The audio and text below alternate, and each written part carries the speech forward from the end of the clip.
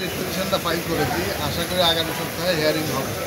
আমাদের গ্রাউন্ড হচ্ছে দুইটা, একটা হচ্ছে ইলেকশন শুরুর পর থেকে রিপন সহ আর সাদিয়া মির্জা বলে আরেকজন আছেন, উনি সহ আরও কয়েকজন তারা এলিগেশন করেছেন ইলেকশন কমিশনের কাছে প্লাস আপিল ট্রাইব্যুনালের কাছে, আপিল বোর্ডের কাছে, যে এখানে নির্দল সাহেব সহ অন্যরা কিছু টাকা পয়সা বিশেষ সাহেব টাকা পয়সা বিলি করতেছে এবং ভোটারদেরকে প্রভাবিত করতেছে। তাছাড়া ভোটের দিনে অনেক অনিয়মগুলি ঘটেছিল, সেই অনিয়মগুলি সম্পর্কে তাদেরকে বলার পর তারা কিন্তু অ্যাপ্লিকেশনগুলো নিষ্পত্তি করে না, নিষ্পত্তি না করেই ফলাফল ঘোষণা করেছে এবং সেই ফলাফলে দেখা গেছে যে অনেক ভোটারের উপস্থিতি ছিল না এবং অনেক ভোটারের ভোট জালজালিয়াতি করা হয়েছে ইত্যাদি।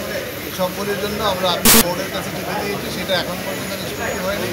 এটার জন্য প্রপার ইনকোয়ারি দিয়েছি এবং ইনকোয়ারি সমাপ্তি না হওয়া পর্যন্ত ইলেকশন যেন স্থগিত ফলার রেজাল্ট যেন স্থগিত থাকে, অথবা যারা এখন নির্বাচিত তারা যেন কার্যক্রম পরিচালনা করতে না পারে সেজন্য আমরা। কিন্তু এই নির্বাচনটা তো উনি স্বীকার করে নিয়েছিলেন, ফুলের মালাও দিয়েছেন আমরা দেখেছি। তখন ধরেন একটা সিচুয়েশন ছিল, তখন হয়তো সে এত কিছু জানতো না, পরে যখন দেখেছে ভোটার ব্যালট সবগুলি হিসাব করেছে, হিসাব করার পর তার কাছে এগুলি প্রকাশ পেয়েছে।